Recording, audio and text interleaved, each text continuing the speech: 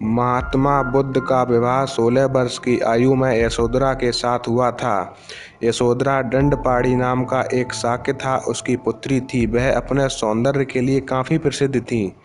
जब यशोधरा की उम्र 16 वर्ष हो गई तो उसके पिता को उसके विवाह की चिंता ने आ घेरा।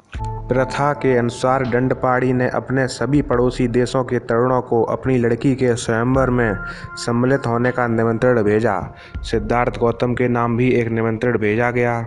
सिद्धार्थ गौतम की आयु भी 16 वर्ष पूरी हो गई थी। उसके माता पिता भी उसकी शादी के लिए ठीक वैसे ही चिंतित थे जैसे कि यशोधरा के। उन्होंने अपने पुत्र को स्वयंवर में सम्मिलित होने को कहा। सिद्धार्थ ने अपने माता पिता का कहना माना और स्वयंवर में जाने का फैसला किया। सभी तरुणों में से यशोधरा ने सिद्धार्थ गौतम को चुना, लेकिन दंडपाणि बहुत प्रसन्न नहीं था। उसे उन दोनों के दाम्पत्य जीवन की सफलता में संदेह था। उसे लगता था कि सिद्धार्थ को तो साधु संतों की संगति ही अच्छी लगती है। उसे तो एकांत ज़्यादा प्रिय है। वह एक अच्छा पति कैसे बन सकता है। और दूसरी ओर यशोधरा सिद्धार्थ गौतम के अतिरिक्त किसी दूसरे से विवाह करना ही नहीं चाहती थी। उसने अपने पिता से पूछा, क्या साधु संतों की संगति को अच्छा समझना कोई अपराध है।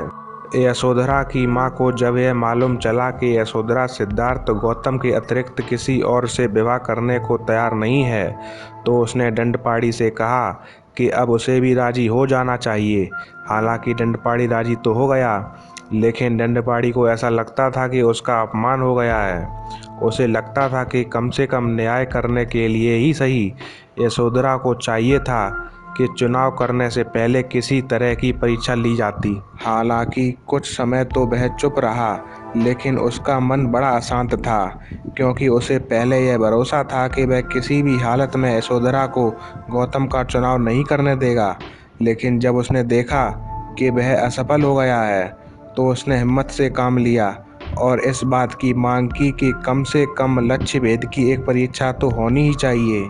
पहले तो सिद्धार्थ ने इस परीक्षा में सम्मिलित होने से इनकार कर दिया, लेकिन उसके सारथी छंदक ने जब उसे समझाया कि अगर वह अस्वीकार करेगा तो उसके लिए और उसके परिवार के लिए तथा सबसे बढ़कर यशोधरा के लिए यह बड़ी लज्जा की बात होगी। सिद्धार्थ गौतम के मन पर इस तर्क का बड़ा प्रभाव पड़ा। उसने उस परीक्षण में सम्मिलित होना स्वीकार किया। परीक्षण आरंभ हुआ। प्रत्येक प्रतिद्वंदी ने अपना अपना कौशल दिखाया।